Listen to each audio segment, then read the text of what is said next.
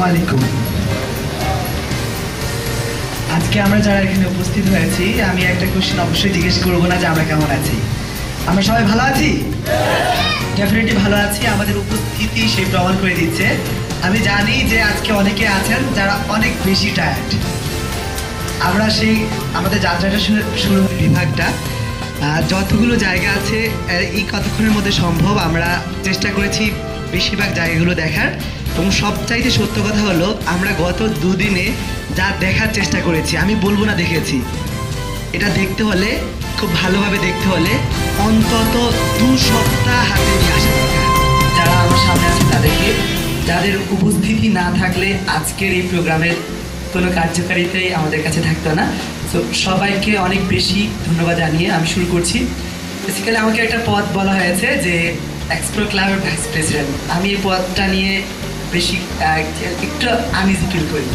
আমার পরিচয় যেটা সেটা হচ্ছে আই এম এক্সপ্লোরার। আমি একজন পর্যটক।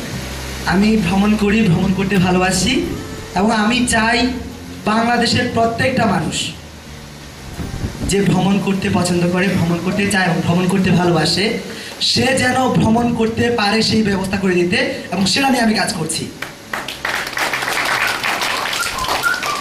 কারণ হচ্ছে আমরা জরিপে দেখেছি বাংলাদেশে বেশিরভাগ মানুষই ভ্রমণ করতে পছন্দ করে এবং প্রতি 10 জনই 7 জনই শুধুমাত্র অর্থনৈতিক কারণে ভ্রমণ করতে পারে না। এবং সৌভাগ্যবান তালিকার মধ্যে যারা আছেন, যারা টাকা আছে ভ্রমণ করতে পারেন, তাদের সময় হয় না। অনেক সময় আছে তারা ভ্রমণ করার জন্য যে এলিমেন্টসটা দরকার তাদের কাছে সেটা নেই। এই একটা ব্যাপার। এবং এই জায়গা থেকে কিন্তু এক্সপ্লো বাংলাদেশের যাত্রা। এক্সপ্লো বাংলাদেশ ট্যুরিজম কোম্পানি এবং যেসব কোম্পানিগুলো অনেকগুলো আছে যারা স্বাধীনতার আগ থেকেই ট্যুরিজম নিয়ে কাজ করে আসছে, যাদের অনেকের বয়স 40 বছর হয়ে গেছে, 30 হয়ে গেছে, 20 হয়ে গেছে। আমরা দেখেছি বাংলাদেশের ট্যুরিজমকে ডেভেলপ করার জন্য যাদের কাজ করার কথা, বাংলাদেশ গভর্নমেন্ট, বাংলাদেশ পর্যটন কর্পোরেশন, তারা এখন পর্যন্ত যথেষ্ট কাজ করেনি বলে আজকে বাংলাদেশের ট্যুরিজম অবস্থাটা অত ভালো জায়গায় নেই। কিন্তু আমরা জানি বিশ্বের মধ্যে ট্যুরিজমের সম্ভাবনার দিক থেকে বাংলাদেশ কিন্তু অনেক এগিয়ে। দেখা গেছে বিশ্বের সবচেয়ে সম্ভাবনাময়ী যে ট্যুরিজমের দেশগুলো আছে সে তালিকার মধ্যে কিন্তু বাংলাদেশ আছে। অথচ ট্যুরিজম দিয়ে আজকে অনেক দূরে চলে গেছে, এই তালিকা কিন্তু বাংলাদেশ 100-এর মধ্যেও নেই।